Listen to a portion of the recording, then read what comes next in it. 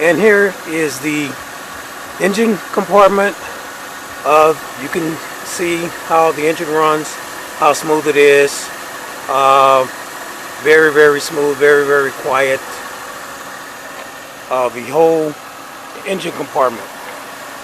Recently put a new battery in, and the only reason why, because the age of the other battery was about 4 years. That's about how long Mercedes Benz batteries last. Now we're going to the trunk section.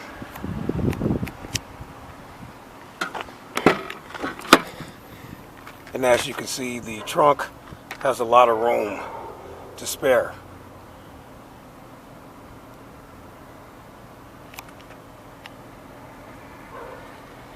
Okay, the next video will be the convertible top operation. Be right back.